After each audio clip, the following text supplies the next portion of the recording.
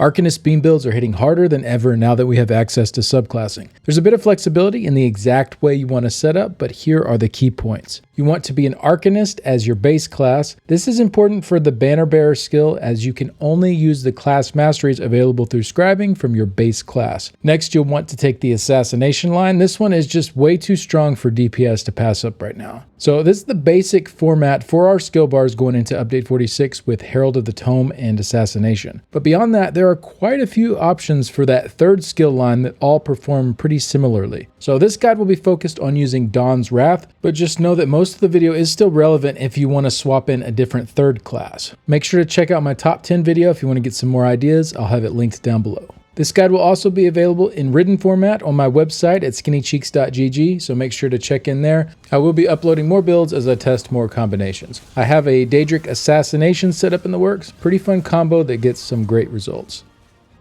Starting out, we'll go through the attributes. This build works for both Magicka and stamina-based setups. We'll get into the skills in a bit more detail later, but if you are planning to use the Pragmatic Fate Carver and Radiant Glory morphs, Sustain is great with either max resource. You can pick either one, it doesn't matter. There are a few situations in this specific combo of subclasses where I do think going Magicka works a little better. If you're using both Exhausting Fate Carver and a two-handed back bar, going 64 points into Magicka will turn your resource cost for using your beam into Magicka instead of stamina, so overall Sustain is a bit more balanced going that route. Also, if you want to use the Radiant Oppression morph of Jesus Beam, this costs quite a bit more than Radiant Glory, and I was not able to sustain it in a stamina setup. So Magicka builds definitely have a bit more flexibility in how they set up their skills with this build. For the race options, High Elf is my favorite if you are going the Magicka route. Not only do they get weapon and spell damage and max Magicka, but they also get the spell recharge passive. This gives some nice stamina sustain that helps a lot if you're using a martial weapon on the back bar. It also reduces our damage taken by 5% while we're channeling, which we are going to be doing all the time in this setup. It's really kind of the perfect race choice for this build. Dark Elf is the best option if you're going the stamina route, and also the one I'd recommend if you want to swap back and forth between stamina and Magicka builds. Khajiit and Orc are also great options. Really, any race can do well. Race is not the limiting factor for being able to complete any difficulty of content as a damage dealer. For the Mundus Stone, 99% of the time we'll be going with the Thief. I did notice that using the Apprentice or the Warrior seem to give slightly better results when you're using Highland Sentinel. However, since that set is so situational, it isn't really worth swapping off of the Thief and losing out on the damage while you're not wearing Highland. For the food, basically I found that if I used Pragmatic Fate Carver, I could sustain the single stat or bi-stat options that have no recovery on them. But when using Exhausting, I needed to swap over to a recovery option like Ghastly Eyeball. I definitely prefer bi-stat or tri-stat food for dungeons and trials, as the extra health helps a lot with survival, so I'll typically be going with the Pragmatic Fate Carver morph so that I'm able to do this. For the potions, tri-stat restoration potions or heroism potions are the two most common that I'll use here. The heroism ones are a bit more expensive, but definitely help to squeak out a little more damage by allowing us to reliably get our ultimates off for each off-balance period. I also sometimes use the resistance potions to get a bit more defense. You have to be careful with these because you don't get any Magicka or stamina return on them, but for Pragmatic and Radiant Glory setups, Sustain might be good enough to run these for certain content, making you a lot tankier. And just as a reminder, I do have all of these options listed on my website under the Build Basics page. Alright, let's go through the skills. I'll go through the main course setup and then we'll talk about alternative ways to configure. And real quick, if this video is helpful and you're not already subscribed, I'd really appreciate it. It helps me out a lot too.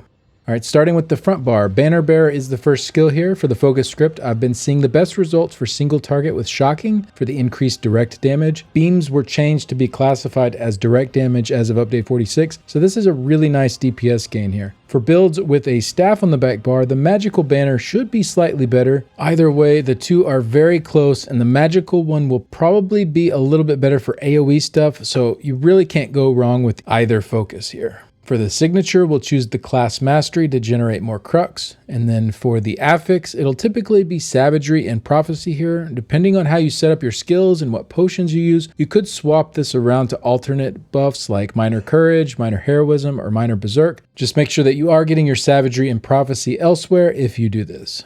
Next we have Quick Cloak or Barbed Trap. Quick Cloak is great for survival as it gives us major evasion. It's also great in melee range as it triggers our weapon enchantments, causing a lot of extra status effect damage. Barbed Trap is a nice option too. It deals good damage and adds in an extra 3% weapon and spell damage while slotted from the Fighter's Guild passive. This helps to juice up both of our beams a little bit more than Quick Cloak. Couldn't tell much difference between these two when testing in melee range, but if you think you are going to be dipping in and out between melee and ranged, and the Quick Cloak won't tick reliably, Barbed Trap might actually win out here. You can also just run Camo Hunter for an easy rotation and nice passive stats.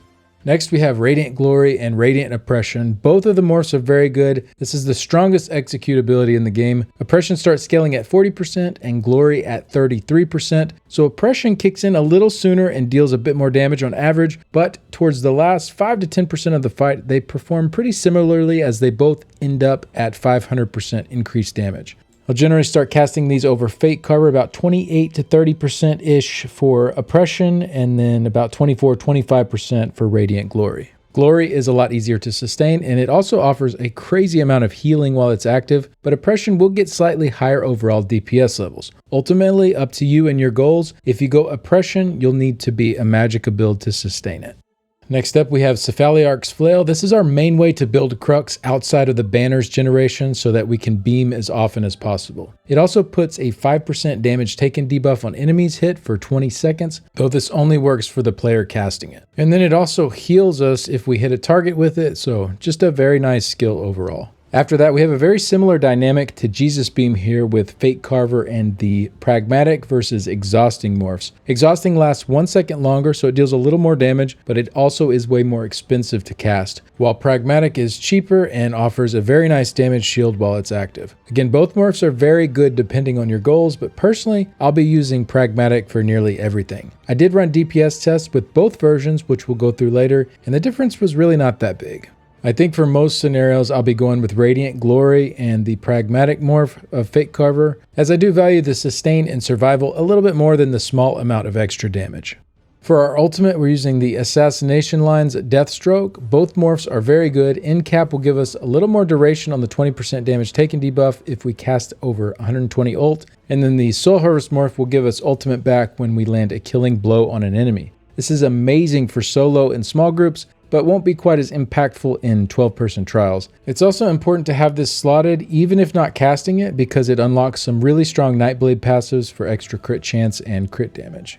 Moving on to the back bar, we have Banner again. It does need to be double barred to stay active. And then in this version of the setup, we have Stampede. I'll go over some other options here in a bit. Stampede with the Maelstrom two-hander is the top contender for damage right now, since it boosts our direct damage and beams are now considered direct damage. Really strong combo here. Next we have Inspired Scholarship. This adds our major sorcery and brutality buffs just for slotting it. It also deals pretty nice damage anytime a class ability deals damage with a 3-second cooldown. This works with other class abilities as well with subclassing. And then it'll give you 1 Crux if you don't have any when it triggers. Sometimes it can line up really well with the banner where Scholarship will tick and then you'll immediately get another Crux from the banner. Usually we'll only have to flail once in between beams, but sometimes you'll even get lucky and not have to flail at all, as you'll be at 3 Crux right at the end of your beam. The other morph is pretty good too. It doesn't deal quite as much damage since it only ticks every 5 seconds, but it does add a decent amount of sustain. Overall, I don't feel like swapping to this morph affected my damage by more than 1 to 1.5%, and the sustain was noticeably better, so definitely a good option if you need it. Next, we have Solar Barrage from the Dawn's Wrath line. This is an okay dot. It doesn't deal the best damage, but it has a really nice 8-meter radius to it. But the main reason we're running it is because while it's active, it boosts all of our class ability damage by 5%. So this works with any class ability, not just Templar abilities. Pretty strong for some extra beam damage.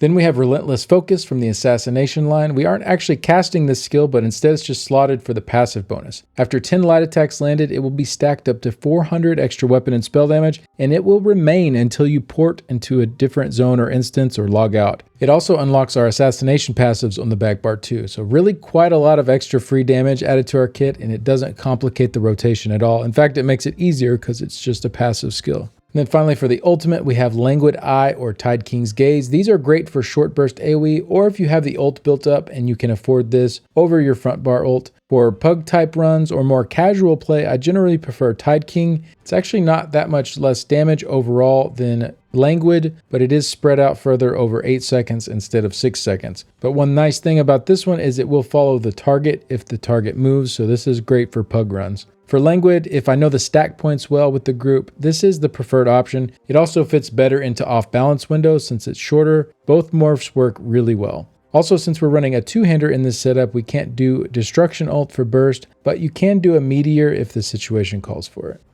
Alright, now I'll go through some alternate setups. First off, if you like playing with the staff on the back bar, you can definitely still do that. You'll be a little bit behind two-handed for single target damage, but it is great for AoE still. And then that does open up the option to use that Destra ult like we just talked about. And then the rest of the setup stays exactly the same, except you swap Blockade of Fire in for Stampede.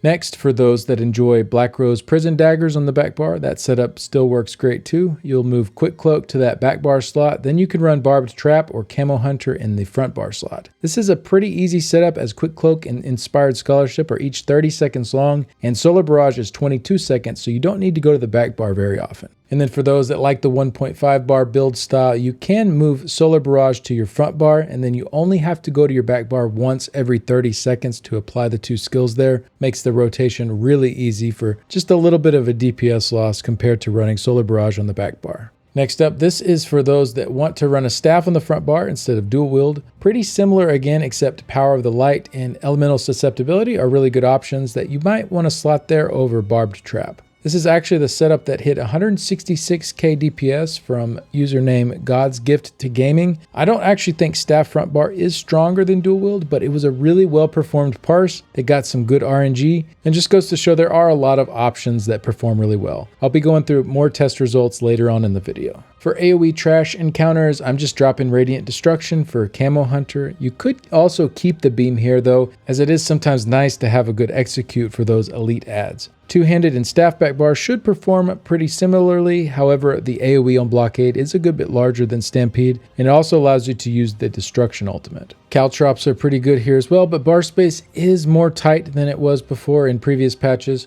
You could drop Camo Hunter here and run Inspired Scholarship on the front bar for more pin, and then you could back bar Caltrops if you really want to work those in.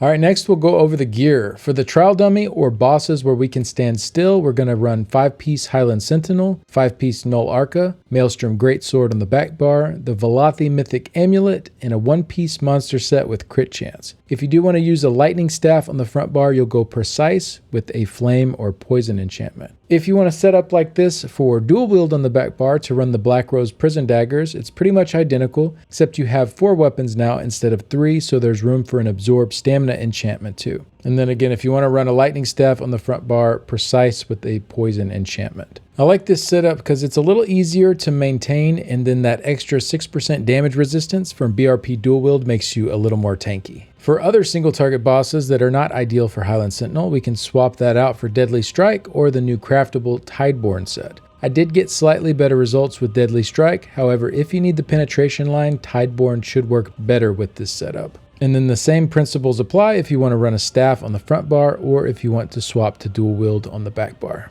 Next, for a more universal boss setup, this will work well for both single target and AoE type bosses, or if you just don't want to change gear at all, these setups work great pretty much everywhere. We'll run a 5-piece Onsl's Torment and then pair that with Deadly Strike or Tideborn. Doesn't really matter which set you body and which set you front bar, the results will be about the same. Same principles again if you want to run a lightning staff front bar or swap to dual wield on the back bar. All the setups are pretty much interchangeable in that regard. And then for the AoE Trash setup, since Azurblight was changed to get worse with more people wearing it, and it will no longer trigger from our beam, we are dropping it so that someone better suited in the group can run it. Deadly Strike, Jurencies, Sulksan, and Onsul are all strong options here. Jurency is very nice for a short burst window if the adds are all stacked up nicely. Aside from that, I'd probably go with Deadly and Sulksan. Tideborn can work too if you need that extra penetration line, but it won't boost your Fiery Rage or Languid Eye ult, so keep that in mind.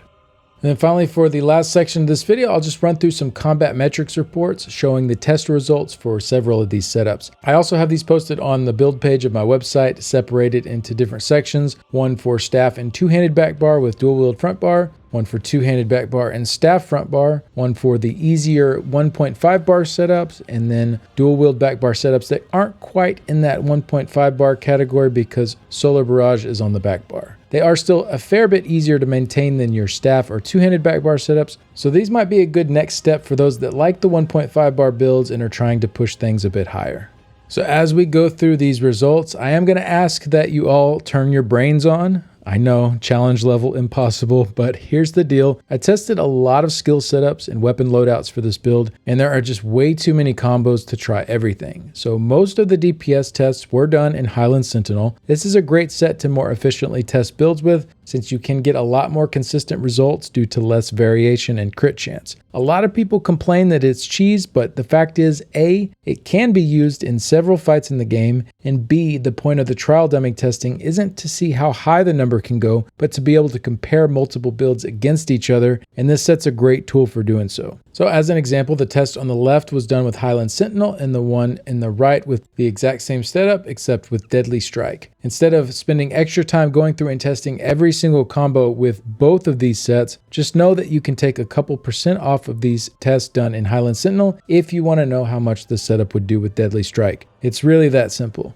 I also did not farm parses for good crits as I was more interested in spending time checking out different loadouts. So you can add or subtract a few % from each of these to get a rough range there. So what that means is just because one parse is 152k and another at 149k doesn't necessarily mean the 152k setup is better. There is RNG when it comes to dealing damage, and on some parses I perform the rotation more cleanly than others. I definitely make plenty of rotation mistakes when doing these. These results are more meant to give you ideas than to be specific rankings by the DPS achieved, though there is some correlation there, of course. So the top parse I've seen with this subclassing combo is from God's Gift to Gaming at 166k DPS. He used a staff on the front bar here, the Exhausting and Oppression morphs on his beams, and actually ran Power of the Light too. Since you can't do Quick Cloak on the front bar with the staff, this is a pretty nice option. He also ran the Apprentice Mundus here because of the crazy high crit chance with Highland Sentinel, but Thief is still typically the go-to. This is more of an optimizing for the dummy kind of scenario. I tested the same setup using Pragmatic Fate Carver instead of Exhausting to get a comparison. I also did Barbed Trap instead of Power of the Light for a little bit easier rotation. Got 162k with it, so pretty close results there, and it is sustainable with single or bi-stat food instead of needing recovery food. Oh, and for the potion listed here, when it says Essence of Magicka, these are the heroism potions. I do wish they'd change the in-game name of these, but that's what they're called and how they're listed in combat metrics.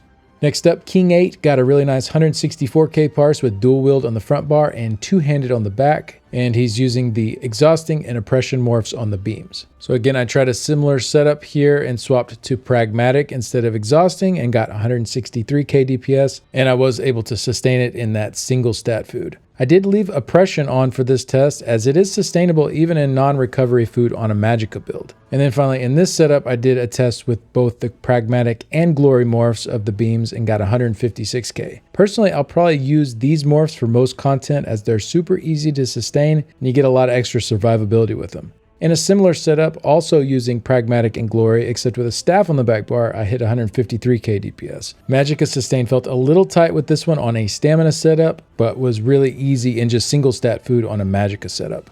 Next, I'll go through some of the easier 1.5 bar setups. So the idea with these is that you only have to go to the back bar once every 30 seconds to reapply your skills, making them somewhere between a traditional 2-bar and 1-bar build. In this first setup, I used the Exhausting and Oppression morphs. Sustain was pretty tight without any other skills to cast, so I swapped to Recuperative, and that made it a lot easier to get through. Very nice results here for an easier setup at 150k DPS. Switching to the Pragmatic and Glory morphs, I was able to go back to Inspired Scholarship since Sustain is great with those, and the DPS only dropped about 2%. Now, if you like this 1.5 bar playstyle with dual wield on the back bar but want to optimize a little bit more, you can move Solar Barrage to your back bar and that opens up the extra front bar slot. This does require a little more bar swapping, but I found it pretty easy to pair my casts of Trap and Solar Barrage together to keep the rotation on the easier end. And great results at 156k. And swapping to Pragmatic, I actually managed to get 156k on this one too. So like we were saying earlier, there is RNG involved, but you can see from a lot of these test results, Pragmatic is not too far off from exhausting. And then swapping to the Radiant Glory morph, I was just shy of 153k DPS. Still very strong and pretty sturdy and easy setup to use. And then this is the one I mentioned earlier that I ran Deadly Strike with and got 151k. I think I'll likely run this setup a lot in update 46. Has a lot of survival, can do buy stat, sustain is great, so you could potentially even run resistance potions with it. And then the Black Rose dual wield adds in even more damage resistance as well. Just a really fun setup overall.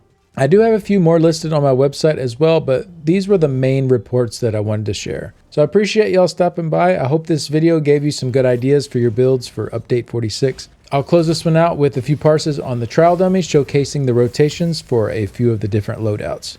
Big shout out to my Patreon and YouTube members. Really appreciate the support. And a special thanks to these folks here. I couldn't keep doing this without you. I'll see y'all in the next one. Bye.